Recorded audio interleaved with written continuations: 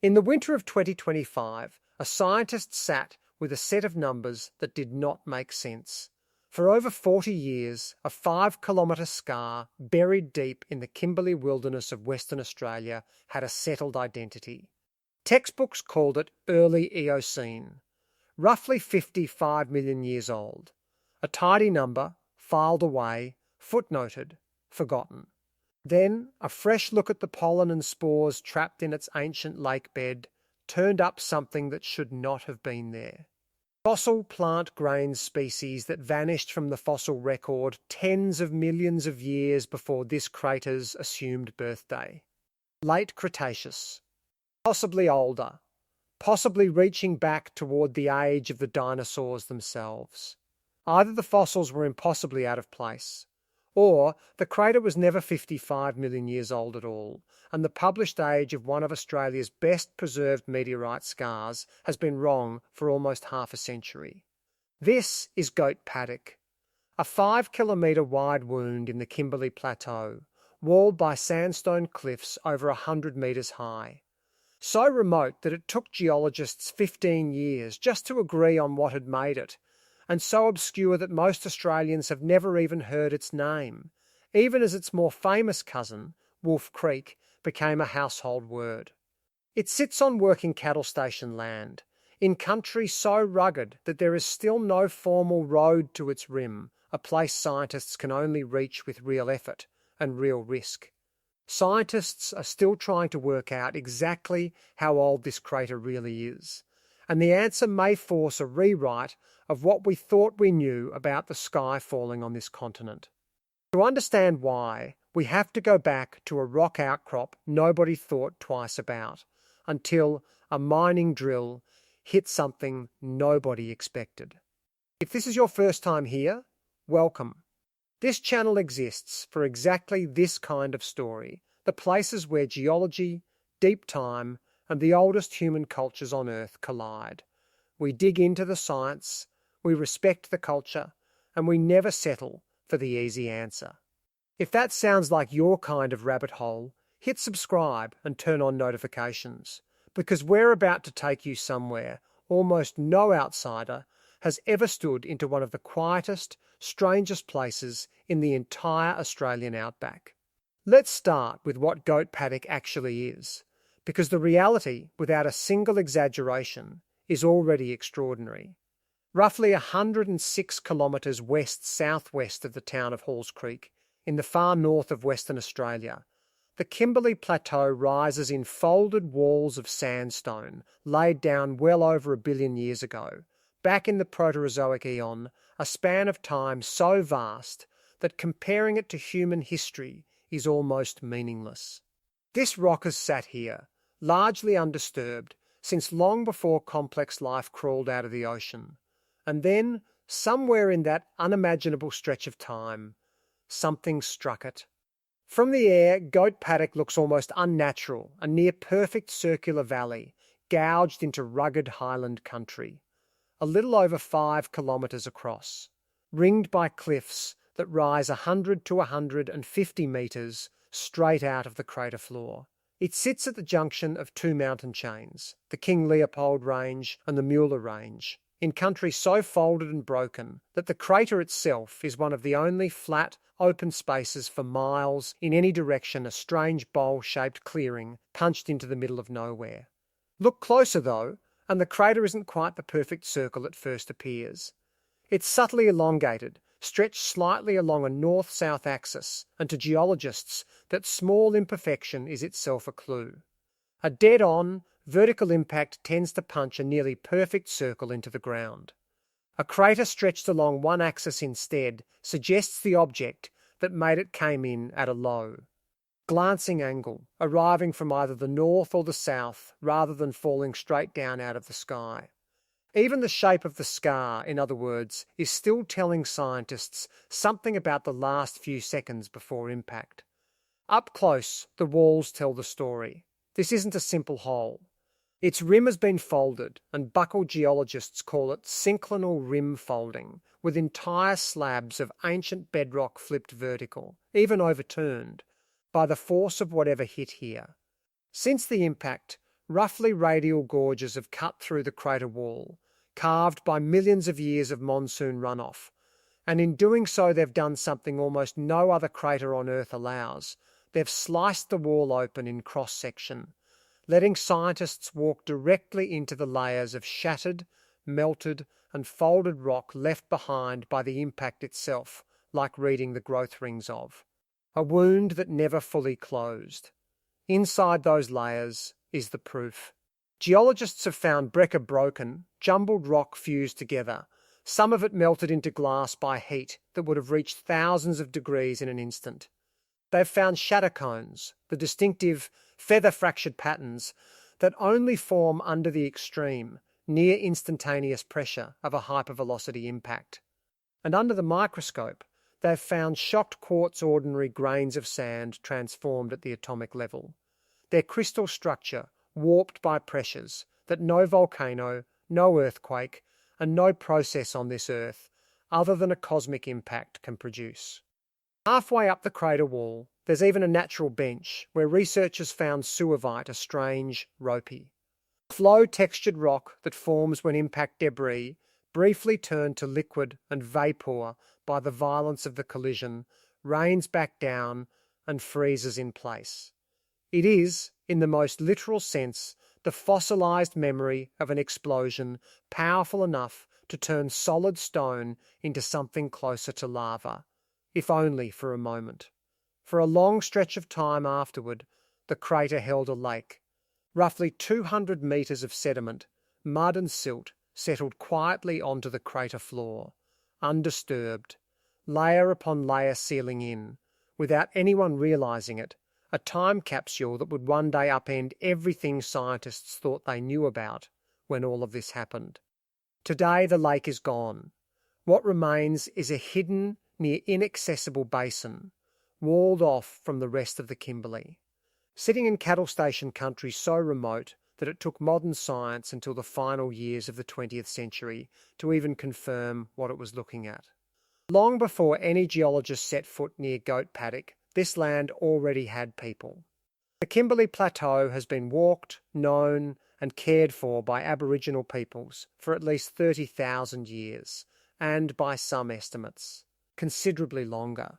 The Jaru, Gija, Gooniyandi, Banuba, Walmajari and neighbouring peoples of this region hold some of the oldest continuous cultural traditions on the planet, with songlines and knowledge systems stretching back, unbroken, to a time before written history existed anywhere on Earth. In Aboriginal cultures across Australia, unusual and dramatic features in the landscape are rarely treated as accidents. They are almost always explained, understood, as the work of ancestral beings, moving through the world during the creation period many groups call the dreaming, shaping mountains, carving waterholes, and leaving behind physical proof of their passage.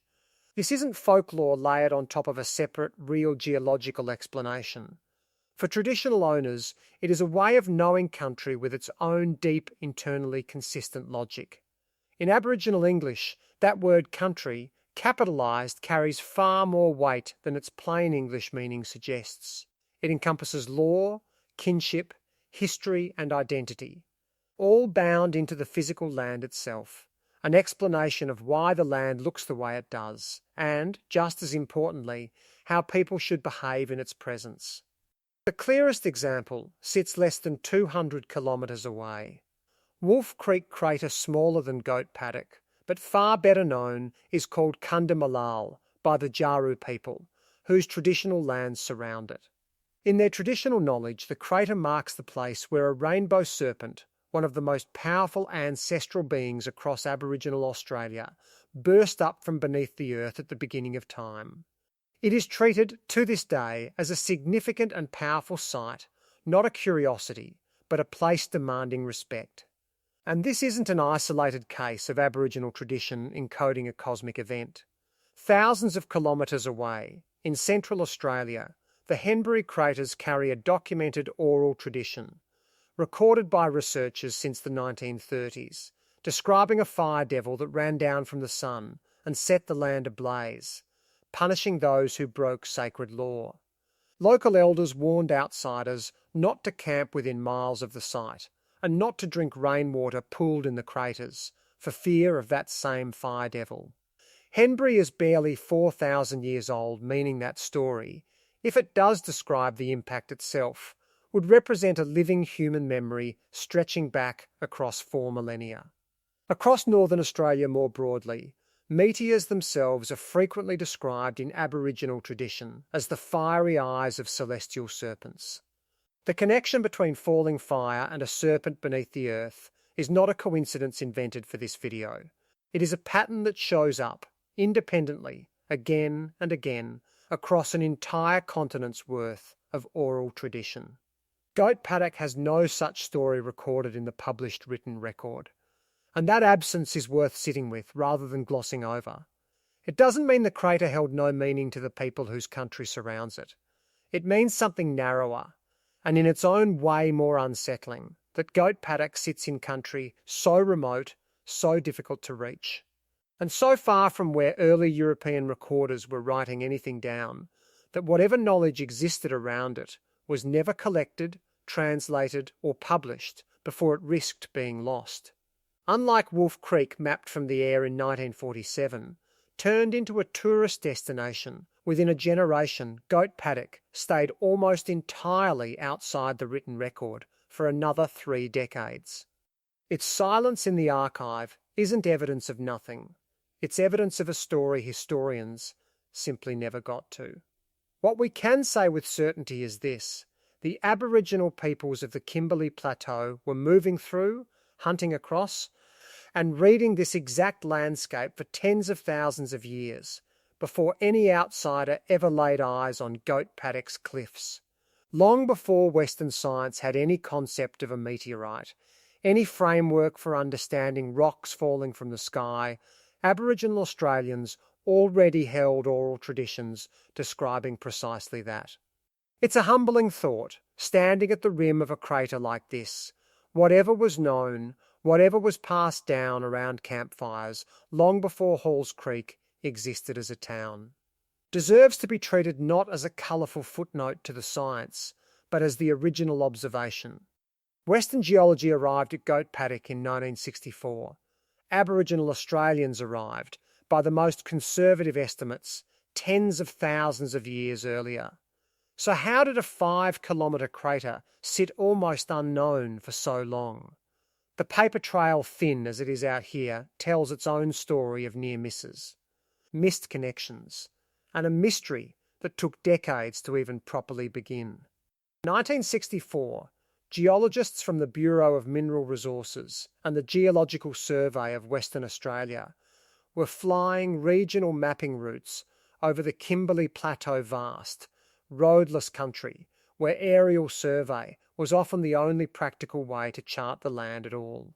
From the air, one feature stood out immediately: a near-perfect circular depression, walled by cliffs, sitting where no volcano and no known geological process seemed able to explain it.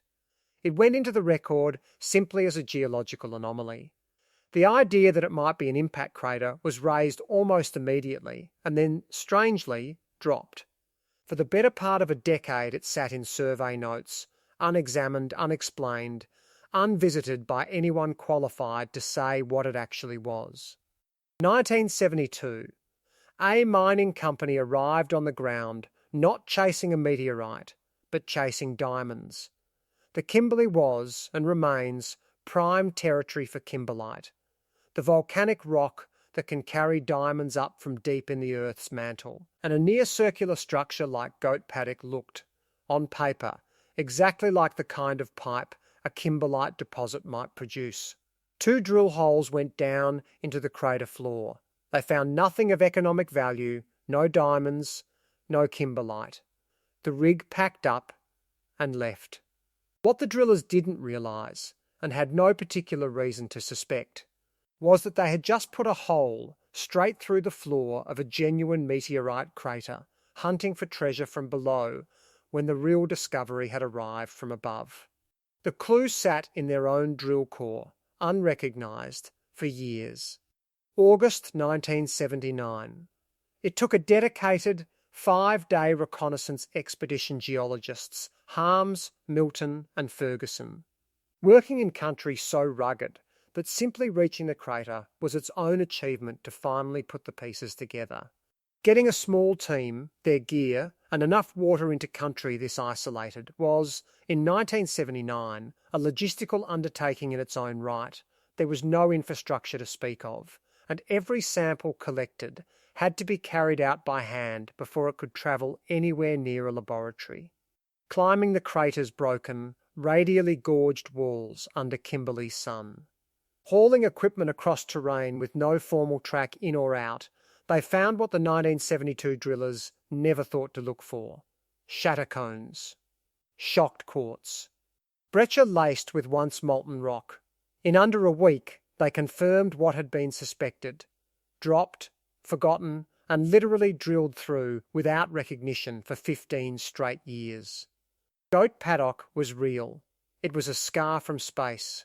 Their findings were published the following year in the journal Nature, a short technical paper that quietly closed one mystery about this place while, unknown to anyone at the time, leaving a second one wide open.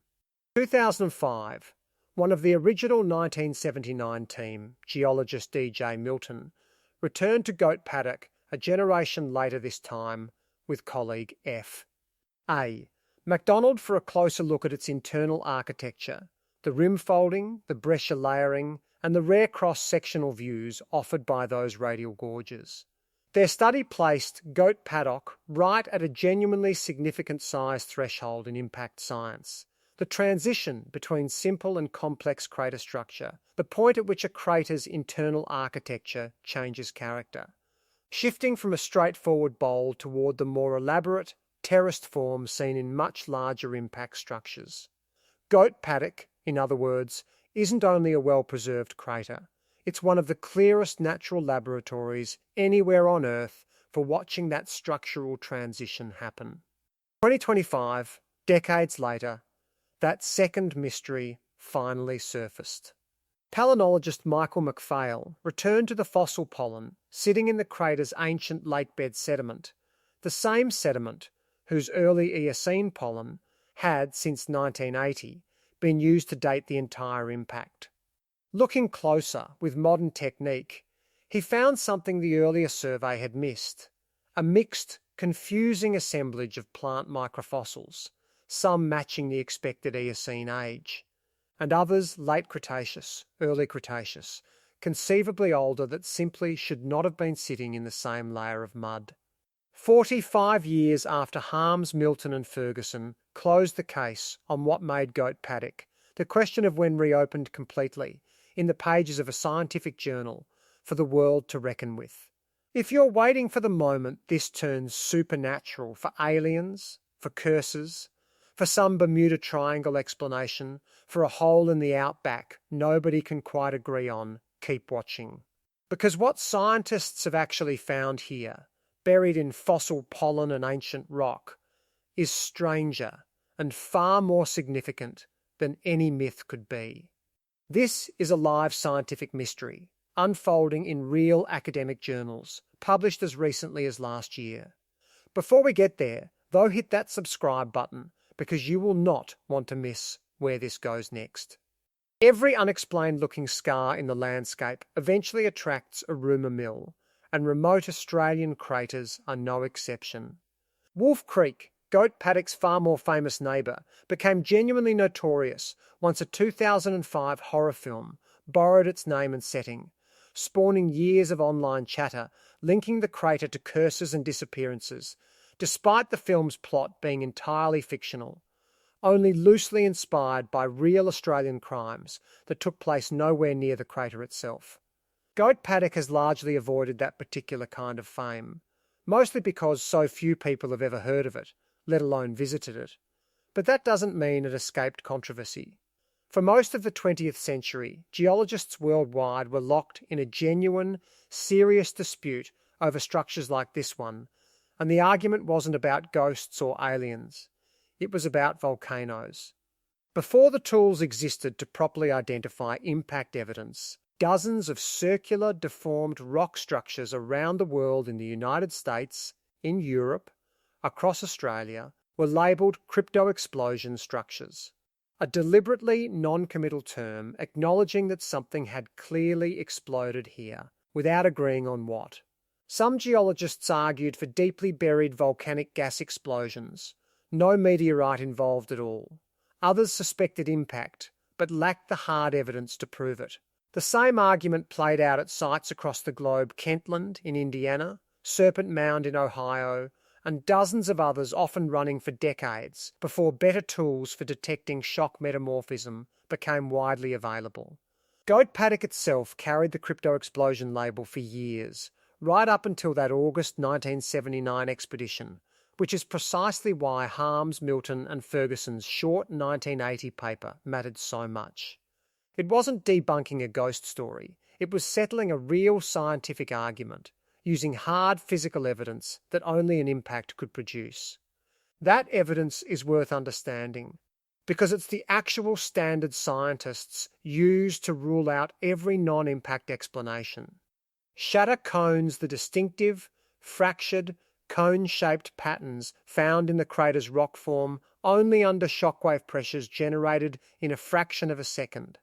Pressures no volcanic eruption, earthquake, or erosional process on Earth can replicate. Shocked quartz tells the same story at the microscopic level. Ordinary sand grains with their internal crystal lattice deformed by pressures exceeding hundreds of thousands of times normal atmospheric pressure again, something only a hypervelocity impact produces. When geologists find both together, in the volumes present at Goat Paddock, the volcanic explanation isn't just unlikely. It's physically ruled out. Even the newest twist in Goat Paddock's story, the 2025 pollen findings that reopen the question of its age, isn't evidence of anything supernatural or unexplainable. It's a puzzle entirely within the normal, if messy, business of dating ancient landscapes. MacPhail's own analysis offers the most likely, least dramatic explanation, much of that older.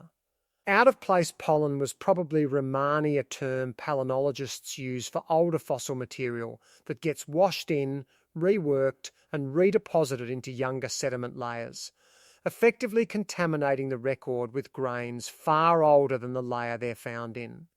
Older pollen doesn't have to mean an older crater. It may simply mean the ancient lake that once filled this basin was picking up and burying fragments of a much older landscape as it slowly formed. And this is the part that keeps the mystery genuinely open, that probably is doing real work in the scientific literature. The reworking theory is the leading explanation. It is not yet a settled one. And until it is, the true minimum age of Goat Paddock remains, officially, unresolved. So if Goat Paddock isn't cursed, isn't haunted, and isn't hiding aliens, why does it still deserve to be called dangerous? Because the real hazards here were never supernatural.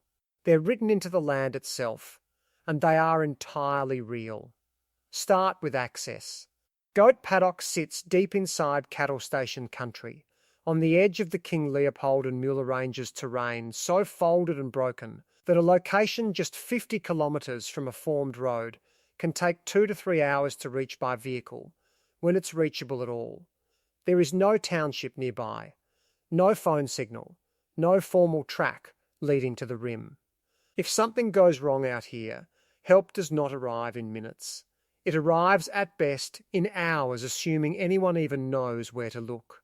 Every scientific expedition that has ever studied this crater has had to treat it the way you'd treat an expedition into genuine wilderness, because that is exactly what it is.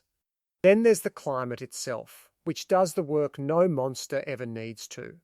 The Kimberley runs on 2 seasons, and neither is gentle. The dry season brings punishing, relentless heat regularly over 40 degrees Celsius, 104 Fahrenheit, in the humid build-up months before the rains, the kind of heat that turns a simple navigational mistake into a medical emergency within hours. Those same dry months bring serious bushfire risk.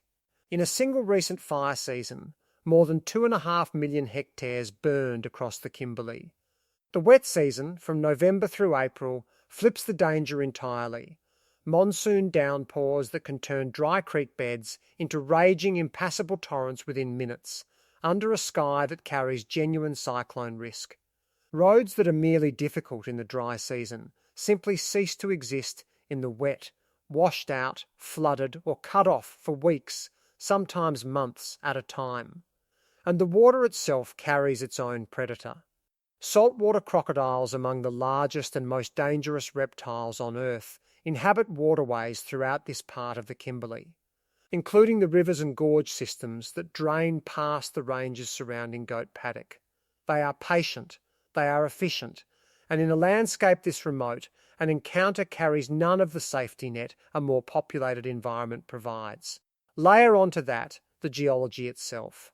The very thing that makes Goat Paddock scientifically remarkable also makes it physically unforgiving. 100 to 150-metre sandstone cliffs, unstable talus slopes where ancient rockfall still shifts underfoot, and radial gorges that look, from above, like convenient walking routes, but are, on the ground, genuine technical terrain, the kind that has ended expeditions and lives. For the unprepared, all across the Kimberley Plateau. None of this required a curse. None of it required a rainbow serpent, a fire devil, or a cover-up. A 5-kilometre-wide bowl walled in sandstone, hours from help by any measure, baked by extreme heat and bushfire for half the year, and threatened by flood and cyclone for the other half, patrolled by apex predators. In a landscape that has swallowed far more experienced travellers than any campfire story ever needed to invent, that is more than enough to explain why this land has always demanded to be taken seriously. Wherever the old warnings existed across this region about respecting country, about not treating remote and powerful places carelessly, they weren't superstitions standing in the way of science. They were, in their own way, exactly right. Goat Paddock will probably never have Wolf Creek's fame. It has no horror movie, no highway sign, no gift shop. What it has instead is something arguably more remarkable. A live, unresolved, scientific mystery, sitting quietly in one of the most remote corners of this continent, still being argued over in academic journals as recently as last year. Every time science revisits a place like this, it's a reminder that the story of a landscape is never really finished. The Kimberley's traditional owners have understood something about this land, in their own way, for tens of thousands of years, that Western science is still catching up to. Piece by piece, that country like this rewards patience, respect, and a refusal to assume you've already found every answer. We may not know yet exactly how old Goat Paddock really is. Two different knowledge systems, separated by tens of thousands of years, are still circling the very same unanswered question: what really happened here and when? But we know enough to say this: somewhere out there, on a quiet cattle station in the Kimberley, sits a hole in the ground that is still, actively, rewriting what we know. What do you think really happened out there? Let us know in the comments, and if you want more of this, subscribe, because the next mystery is already waiting.